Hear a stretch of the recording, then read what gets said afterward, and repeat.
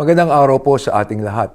Una po sa lahat, gusto ko pong kunin ang pagkakataong ito upang magpasalamat sa inyong pakikibahagi sa napakahalagang usaping ito. Sayang po at hindi ako nakarating sa inyo, ngunit hayaan niyo po akong ipaabot ang aking maikling mensahe. Ang konsultasyon na to ay bahagi ng paninindigan ng kapulungan ng mga kinatawan na ang mahalagang batas ay dapat binabalangkas sa pamamagitan ng bukas at tapat na pag-uusap. Sa usapin ng panukalang batas ng hinggil sa political dynasty, malinaw po na matagal na nitong hinihintay ng sambayan ng Pilipino. Alam po namin na kasama ang isyung ito ang iba't ibang mga pananaw, karanasan at saloobin.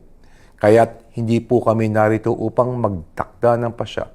Narito po kami upang makinig. Bukas ang kapulungan sa lahat ng tinig mula Luzon, Visayas at Mindanao sa mga sumusuporta, sa mga may mga pangamba at sa mga nagnanais ng magsusing pag-unawa sa panukalang ito.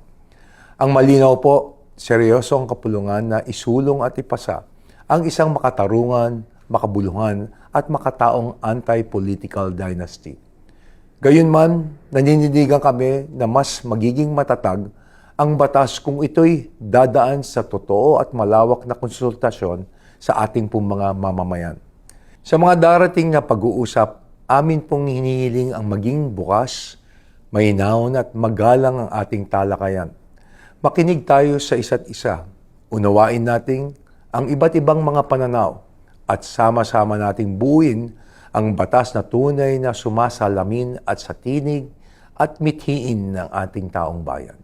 Ang kapulungan ng mga kinatawan ay handang makinig, handang maglingkod at handang kumilos para sa ikabubuti ng ating inang bayan. Maraming salamat po.